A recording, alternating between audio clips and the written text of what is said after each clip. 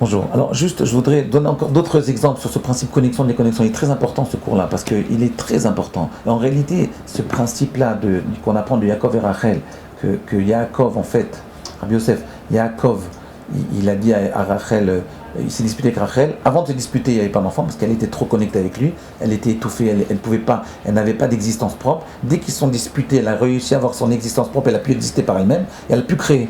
Ok, je vais vous donner d'autres exemples pour ça. C'est pour cette raison que pendant Rosh Hashanah, que pendant Tisha B'Av, il y a un rendez-vous d'éloignement. C'est une prise de conscience à quel point on est éloigné. C'est ça la déconnexion. C'est la prise de conscience de la déconnexion. On voit ce principe-là également avec Shabbat. Quelle est la mitzvah le plus importante, Minatora de Shabbat? C'est pas le Kiddush, c'est l'Havdalah. Parce que ce qui crée la puissance de Shabbat, ce qui fait qu'on va intégrer la Kedusha de Shabbat en nous, c'est le fait de se séparer de Shabbat. C'est Dat Avdallah. C'est Avdallah. C'est Dat Ribour, Dat Avdallah. Connexion, déconnexion. Dat Ribour, Dat Avdallah. Tous les principes de la vie marchent de cette façon-là. Le monde, il marche de cette façon-là. Connexion, déconnexion. Connexion, déconnexion. Pourquoi il faut se déconnecter? Je vais vous donner un autre exemple. Déconnexion en réalité, Rabbi Yosef, écoutez bien, ça c'est un truc nouveau que je n'ai jamais dit. C'est qu'en réalité, pourquoi il faut se déconnecter? Parce que c'est quand vous êtes trop connecté, vous n'existez pas, on vient de le dire. Donc comment vous existez en vous déconnectant? Comment ça marche? Pourquoi quand je me déconnecte, j'existe? Pourquoi quand je sors du Shabbat, je fais l'Avdallah, j'ai réalisé la grandeur du Shabbat? Pourquoi? Parce qu'en réalité, la vraie existence, c'est pas l'existence. C'est pas l'existence physiologique, biologique. C'est pas le fait de marcher, de crier, de boire, de manger. C'est la vraie existence. L'essence de votre être, c'est votre intériorité. C'est qu'est-ce qui reste à l'intérieur. Quand vous avez fait Shabbat, c'est quand vous déconnectez que vous prenez conscience de ce qui reste à l'intérieur. Ce qu'on appelle le monde, la vie intérieure. Olam Pnimi, chaque homme, il a une vie intérieure. Cette vie intérieure, c'est son essence. Et donc, quand vous vous déconnectez avec le monde, alors vous laissez l'expérience que vous avez vécue se fixer en vous, s'intégrer en vous. C'est comme ça que vous existez. C'est ça en fait vous. Mon Rav Wolbe nous disait toujours que quand je vous en prie, il nous disait comme ça, pendant le cours ou après le cours, ne posez pas de questions. Laissez la chose entrer en vous. C'est-à-dire, vous avez écouté le cours, maintenant, déconnectez-vous, laissez la chose entrer en vous. Intégrez le principe.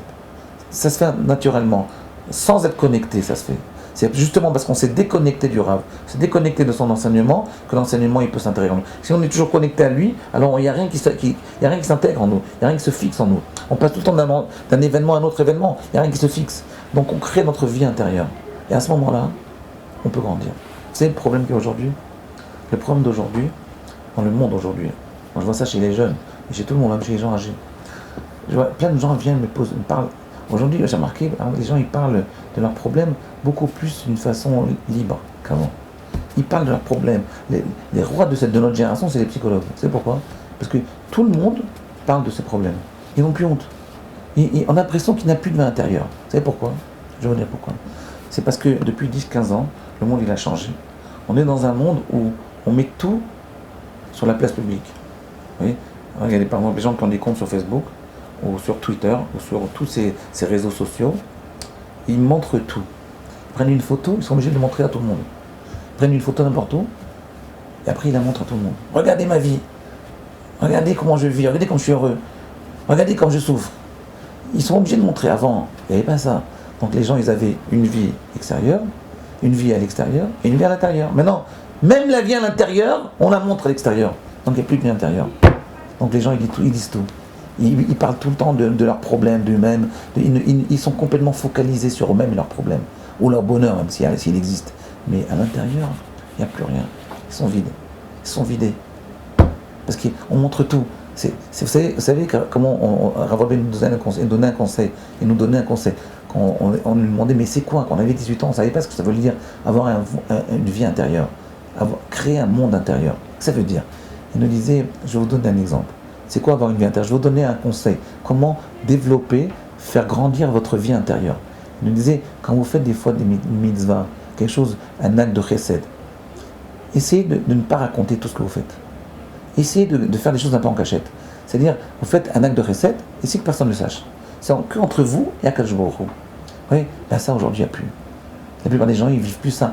Tout ce qu'on fait, on le montre. Même ce qu'on cachait avant, on le montre maintenant parce qu'on peut le montrer. Donc même notre vie intérieure, quand on retourne à la maison, qu'est-ce qu'on fait à la maison? On montre à tout le monde, voilà nos photos, voilà notre vie. On ouvre toute notre vie intérieure au monde. Donc c'est plus une vie intérieure, ça devient une vie extérieure. Donc le monde intérieur, il est mort. Et donc on ne peut plus vivre. Comprenez? Pourquoi les gens ont tellement de problèmes? C'est parce qu'ils n'ont pas de vie intérieure. Ils n'ont pas cette prise de conscience de la déconnexion, retourner vers soi-même, revenir entre toi et toi-même. Vous voyez?